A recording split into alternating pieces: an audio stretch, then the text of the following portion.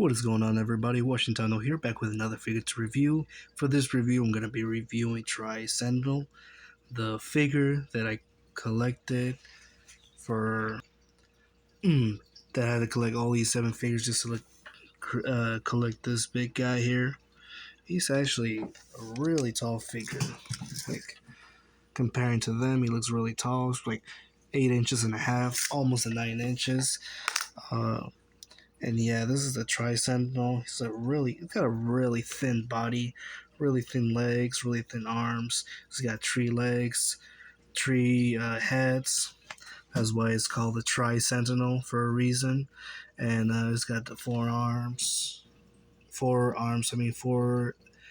fingers. He's got the really thin feet, really metallic paint that he's got. He's got the purple with gray and some black on it. On the back of the side here is like kind of weird shaped looking, kind of like a helmet or something. I don't know, it's kind of weird.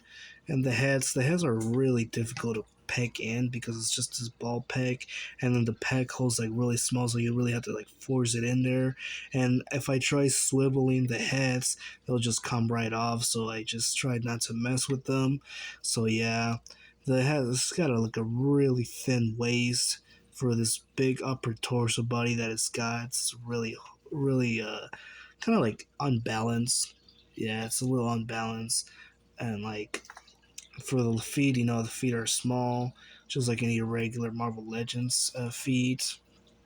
And yeah, it's really like a little not balanced, And like obviously, it's got articulation. It's got those extended arms. It's a little stiffy here, but it could only extend it about this much. Obviously, because of the shoulder pads here, kind of like limits it. Unless you want to go around it, then you can do it. And the heads, they do move, but like they're a little difficult because they come off. They come right off, so I just don't want to mess with that. It does have a hinge on the elbow. You can also swivel that. Swivel on the wrist, hinge also as well. It's got this ball joint on that torso there. You can rotate, swivel. It's got that ball joints on the legs. You can split about this much. It's got that cut on the thighs, so you can swivel as well, which is also a separate piece is where you connect it. It's got that double hinge on the knee right there. It's got that ankle pivot.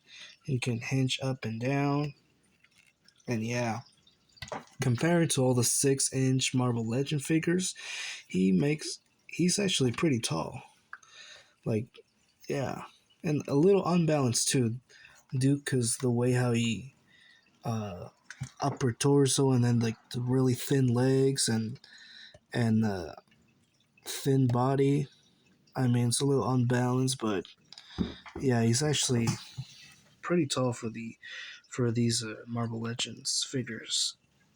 And yeah, for those of you who were wondering, the Tri-Sentinel was first appearance was on Earth 616 Marvel Legends database fandom. And believe it or not, this Tri-Sentinel was actually created by Loki as a defiant act in his act of vengeance against the Earth's heroes. And it was also, by the Shaw industry, and obviously the Tri-Sentinels uh, were they were programmed to destroy nuclear facilities and Long Islands and resulted explosions and like an interesting story that you guys should really look it up. It's called the Tri-Sentinel Earth 616.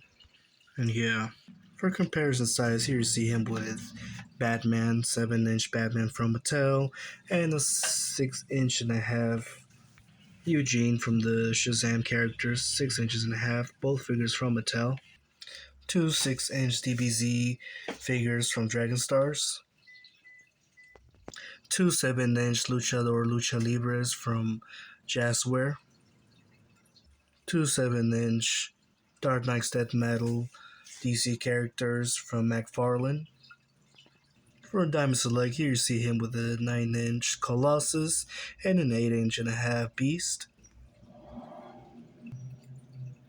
Here you see him with a 9-inch King Shark and an 8.5-inch Dark Knights, Dark Father, Dark Side really. Both figures from McFarlane. 7-inch Dutch and a 7-inch Ellen Ripley, both figures from NECA. And of course a 9-inch AVP Predator and a 9-inch Cinnamore AVP, both figures from NECA. So yeah, this was the review of the Tri-Sentinel. Did you guys enjoy watching the collecting these figures to create this Tri-Sentinel? Let me know in the comments below. Thank you guys for watching, and I'll be seeing you guys next time.